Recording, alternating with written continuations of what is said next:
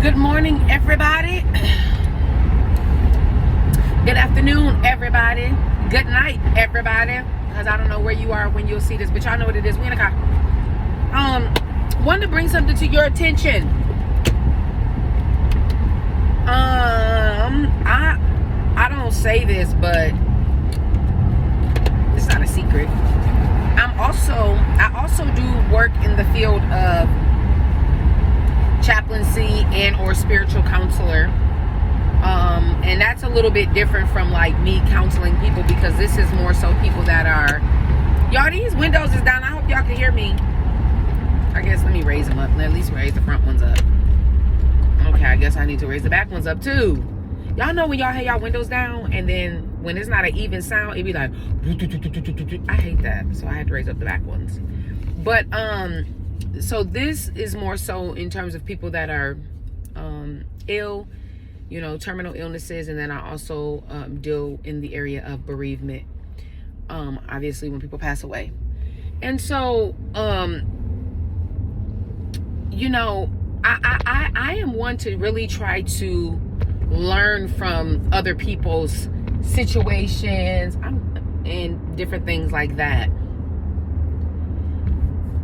And so, you know, we sometimes we don't really quite understand the quality of life. We don't understand how blessed we are, if you will, until we're actually faced with something. And so for me, I don't always want to understand who I am, the level of blessings that I do have. You know, it's like one of those things where when people pass away, not everybody want to come together. Oh, we need to stick together as a family and da-da-da-da. And child, oh man, that trucker is finna lose his job. Now this trucker done rammed somebody from the back. It's over for him. They don't care if you tapped them, it's done. But you know, when there's funerals, you have a lot of family members that's like, oh, we shouldn't just come together when there's a funeral. We should all come together. Sir, you have your blinker on? Well, I'm going to go ahead and go. We should all come together no matter what. We shouldn't, you know, let us see what's important. You know, we go through that.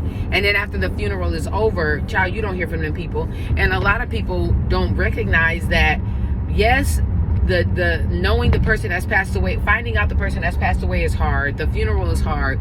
But one of the biggest senses is it's after all of that goes away is when people really struggle, because, you know, there's nothing to distract them. They don't have the visitors. They don't have people coming around to help them. People stop checking on you, right? So, but anyway, I'm saying that to say, you know, we don't always have to wait until something hits home for us to realize how blessed we are, how grateful we should be. It's little things that I find myself just telling God thank you throughout the day. You know, God, thank you that I'm able to get my nails done. Father, thank you that I can just get up and go. Sometimes I could be driving and I'll see somebody on the bus stop and I'll say, God, I thank you for a car. God, thank you for allowing me to be able to have transportation. And as I said, no, every scenario is not what you want, and you may not have every single thing that you feel you need for your life to function without a hitch. But life ain't perfect, and life is not always gonna function without a hitch. You're gonna have stuff going on, you're gonna have stuff happening, stuff gonna be jumping off. And you know, sometimes people don't take well when you're going through something and somebody says, okay, well, there's somebody else that's doing worse than you. I could see how people think that could be insensitive. But on the flip side, sometimes you got to remind yourself of that. Sometimes you got to say, yes, it's people in other countries that does not get 3 meals a day. It's people that's around the corner from you that just because they live in that house, you don't know what's going on once they close that door and let that garage down, right? It's children that are suffering, right?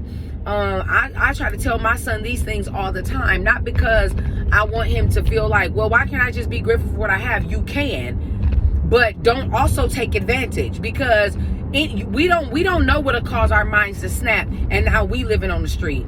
It's been situations where I know had it not been for Jesus, my mind would have been gone. And I don't know what type of decisions I could have been making to not put me in harm's way, my son in harm's way, or cause us to go without. You understand? I've had 2 brothers that were taken away from me. I can't say certain words on YouTube, but that was taken away from me through pistol violence. And you know, you may not know what that's like to lose a sibling, or how to process that. You know, parents lose a loved one, and you lose a child. You don't know what'll cause your mind to snap. So what I'm saying is, let's not just look at other people's situations and just disregard it. When I go see these people, and these people have terminal illnesses, this one young lady said to me, and this is not just all elderly people. This one young lady said to me, she said, you know what? I've come to a place to where every day I just get up and I just ask God, just give me one more day. That thing touched me, because I said to myself, we just going through life. We just know we gonna wake up the next day. You know how I know? Because some of us get our clothes ready for the night before if we have to go to work. We get our children prepared to go to school the next day. We already telling people, oh, I'm going to call you tomorrow. Or, hey, let me text you tomorrow. Or, hey, I got to go do this tomorrow. We already planning out our next day, let alone our week. And she said, I'm at a place where I wake up and I say, okay, guys, you gave me this day and I thank you. But I'm asking you to give me one more day. And so that touched me because, and I said, God, forgive me if I'm not grateful enough. And I'm not saying this so that you can beat yourself up, by far. But what I am saying is, let's learn and let's take gratitude, and let's not make the devil think that this relationship with God is a woe is me. Oh my God, since I've had a relationship with Christ, I'm a victim. No, everybody going through something. But if those people that by way of diagnosis can pinpoint in less than X amount of months you will expire, if they can get up and say, God, just give me one more day, surely you can get through what's burdening you. Surely you can work past that unforgiveness. Surely you can work past that lack of financial support or lack of finances. Surely you can get past your anger. And I'm not saying this to beat anybody up. I'm just trying to motivate you to say, listen, it could be worse. I know you think you're at your worst, but it could be worse. I couldn't even imagine being in other countries and you can't worship openly, or your kids can't even get an education because they have to be 12 and 13 years old carrying around protection, because all you hear 20 out of the 24 hours a day is gunfire. There's no safety, not even behind your closed doors, because they can just run in and do whatever they want because of the type of regime that they're under. I couldn't imagine exposing my son to something like that. And just because we live in a country that quote unquote affords us certain things, don't mean it ain't worse somewhere else. And even being in the country that you in, it's worse for us over here as well to a certain degree. But find gratitude. Find gratitude. Find gratitude. Find it. Not because you have to just get over what you're dealing with, but you have to find gratitude to keep going. You have to find gratitude so you don't slip into depression. And if you are depressed, so you don't stay there. You have to find gratitude so you can get up and live again another day. So you can find peace. So you can find joy. You have to find gratitude so that the enemy don't trick you and make you think that life is over, and make you think that all else is failing, and make you think that that you have no worth, that you have no value, so that the devil don't convince you God has forgotten about you, so that the devil don't just make you think God's just throwing you away and he could care less about how you feel. That's why you have to find gratitude. Not because what you're going through ain't real, ain't true, and ain't valid, but because if you find yourself thinking about those things more than you find yourself thinking about gratitude, guess what? The enemy gonna try to come in like a flood to do what? Kill, steal, and destroy. And you can't give him that power.